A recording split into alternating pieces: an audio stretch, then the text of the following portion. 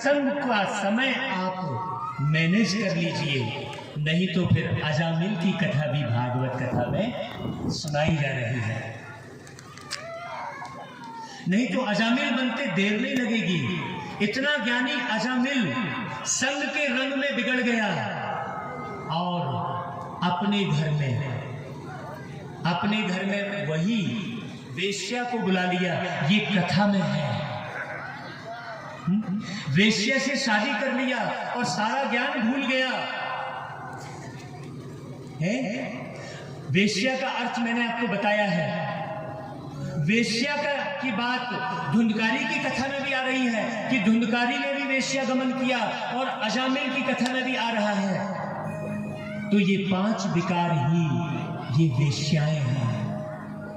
बहुत अच्छे से समझिएगा, ये विकार आपको छोड़ेंगे नहीं।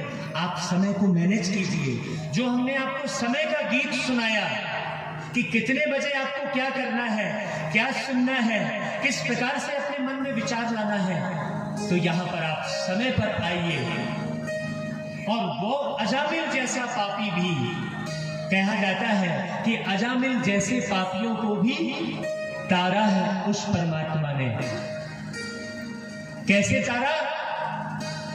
कि उसके घर में जो संतान हुई, कथा में कहा गया है कि उसके घर में जो संतान हुई उसका नाम किसी संत की मर्जी से नारायण रख दिया गया। तो बार बार उसके मुख से नारायण निकल रहा था। बहुत गहरी बात समझना। अपने बच्चे का नाम नारायण रखा। आजकल तो गोलू, पप्पू, गुल्लू, गुड्डू कुछ भी रखते हैं, चाहे जो नाम रखते हैं, उटपटांग नाम भी रखते हैं। तो आप सोचिए कि naरायण नाम रटने से वो पापों से मुक्त हो गया। और यदि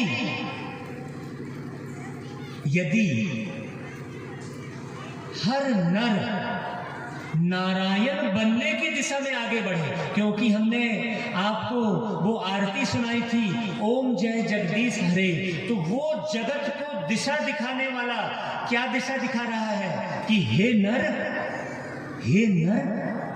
तू ऐसी करनी कर कि नर से बन नारायण। हे नारी, तू ज्ञान धन को प्राप्त करके ऐसा नक्श रख कि नारी से तू लक्ष्मी बने। तो भगवान धरती पर आकर अजामिल जैसे पापियों को कैसे तारता है? नर से नारायण बनने की विधि सिखाता है और नारी से लक्ष्मी बनने की विधि सिखाता है। तो कल जरूर 3 बजे आएंगे, क्योंकि नर से नारायण बनना कोई आसान है क्या? जैसे मैंने रामायण का उदाहरण दिया था, रामायण का अर्थ ही है कि राम के समान आचरण सीखना। रामचरित्र मानस का अर्थ ही है कि हे मानस, हे मनुष्य, तू राम के समान चरित्र बना। एक भी राम खड़ा हुआ क्या? एक भी राम खड़ा हुआ क्या दुनिया में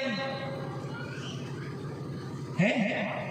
गीत तो हम गाते रहे कि हर बाला देवी की प्रतिमा और बच्चा बच्चा राम है। ये गीत हम गाए हैं, लेकिन क्या हर बाला को आपने देवी बनाने के लिए अग्रसित किया क्या?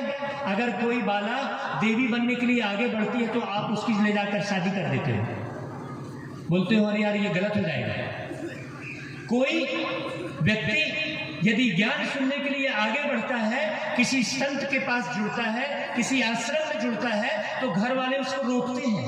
उल्टी गंगा बह रही है, आप गंगा में पावन बनते हो कहते हैं, तो उल्टी गंगा बहाओगे तो पावन कैसे बनोगे? उल्टी गंगा तो वापस जाके हिमालय में समा जाएगी। आप कब बनोगे पावन?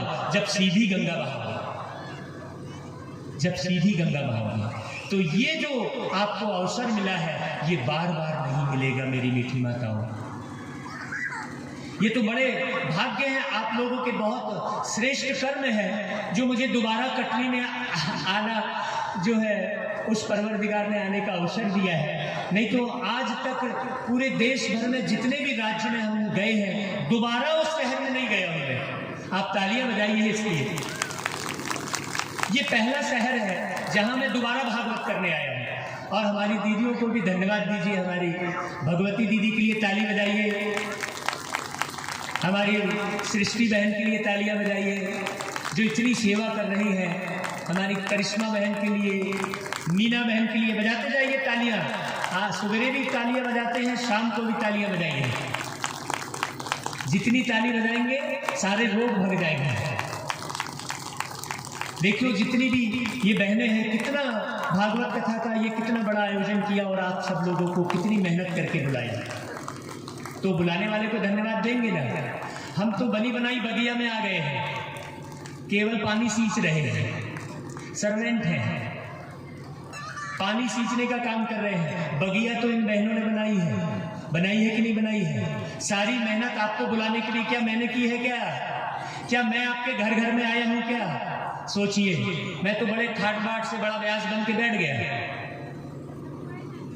वास्तव में सच्ची व्यास तो हमारी वो दीदियां हैं, हमारी वो दीदियां हैं, वो सच्ची व्यास है। मैं तो केवल पानी सींच रहा हूं बने बनाए फुलवारी में। चलिए भाई, आज ध्रुव की कथा सुनी और जिन्होंने नोट किया है वो अपना अनुभव थोड़ा सा सुना सकेंगे तो सुनाइएगा, समय की भी सीमा है। टाइम बिल्कुल सही समय पर वो परवरदिगार वाणी को विराम देना शुरू करवाने लगता है। ये भी बड़ी अद्भुत बात है। कल जो है समुद्र मंथन की कथा है, बहुत मार्मिक है, इतने गहरे रहस्य आपको समझ में आएंगे। और मेरी मीठी माताओं, कल ज़्यादा कथाएं हैं, आज तो केवल 2 कथा थी तो पूरा 3 घंटा निकल गया। कल समुद्र मंथन की कथा के साथ प्रहलाद चरित्र है, नरसिंह अवतार है और वामन अवतार है। 4 कथाएं एक साथ हैं। तो कितने बजे आएंगे आप लोग? एक साथ बोलिए फिर से। अब 3 घंटे में 4 कथा आपको सुननी है, तो कल समय पर आइएगा। और कल वामन अवतार की झांकी निकाली जाएगी।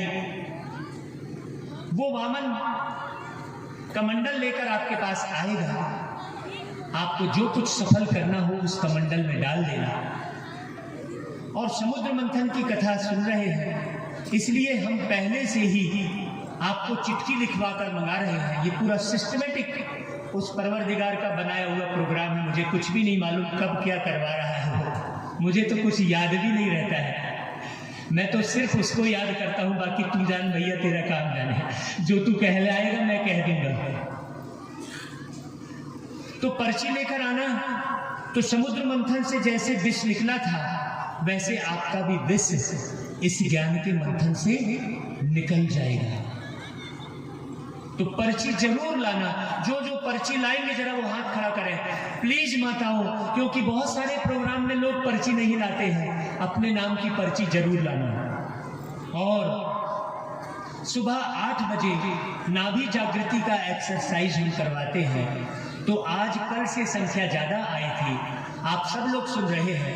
8 बजे आप नाभि जागृति का एक्सरसाइज का जो है कार्यक्रम यहाँ पर बहुत सुंदर वो परवरदिगार करवा रहे हैं। और हमारे स्टॉल में युवा जागो और जगाओ एक किताब है, क्योंकि यहाँ सुनकर आप भूल जाएंगे, इसलिए आपको किताब भी लेनी चाहिए, जगाना चाहिए अपने मन को, अपने हृदय को। तो एक किताब युवा जागो और जगाओ आपके स्टॉल में मिल रही है। दूसरा, परमात्मा का सत्य परिचय की किताब मिल रही है। आप लोगों ने कहा था कि हम परमात्मा का हमें परिचय नहीं है, इसलिए वो किताब भी रखी गई है। और ये बहुत कम कीमत की किताब है, छोटी सी किताब है, बहुत ज़्यादा नहीं पढ़ना है आपको, इसलिए जरूर ले लेना। और जीवन हीरे तुल्य कैसे बने, भागवत तो आप 7 दिन सुनेंगे, 8वें दिन आप हीरे तुल्य जीवन कैसे बनाएंगे, वो भी किताब आपको दी जा रही है यहाँ से, है ना भाई। ज्ञान जहाँ से भी मिले उस पर खर्च कर लेना चाहिए, क्योंकि वही धन आपका सफल हो रहा है। बाकी चाट पकौड़ा तो पच के बाहर गंदगी बन के निकल जा रहा है। तो इसलिए ज्ञान धन पर जरूर खर्च कीजिए। कल वामन अवतार की कथा इसलिए सुनाई जाती है कि दान का महत्व है, और आपसे तो हम फ्री में दान नहीं ले रहे हैं, आपको बदले में कुछ दे रहे हैं। एक कथा है, किताब है आत्मा के तीनों कालों की कहानी का। हमने आपको परिचय दिया है कि आप सब यहाँ पर कौन बैठे हैं, तो इनके तीनों कालों की कहानी आप इसमें पढ़ सकते हैं। और एक किताब है धर्म, कर्म और विज्ञान, तीनों को अच्छी रीति समझना। धर्म क्या है, कर्म कैसे करना है, और विज्ञान कैसे साथ में जोड़कर चलना है, ये बहुत सुंदर किताब है।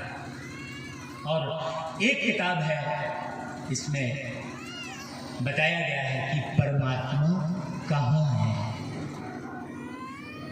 तो ऐसी बिल्कुल ज्ञान के खजानों से भरा हमारा ये बाहर में करिश्मा बहन उस स्टॉल में बैठी है। आप जो किताब लेना चाहें ले सकते हैं। तो अब आरती का वक्त हो रहा है। सब लोग बिना आरती किए और बिना प्रसाद लिए नहीं जाएंगे। भागवत भगवान की हम आरती गाएंगे, आप लोग साथ देंगे।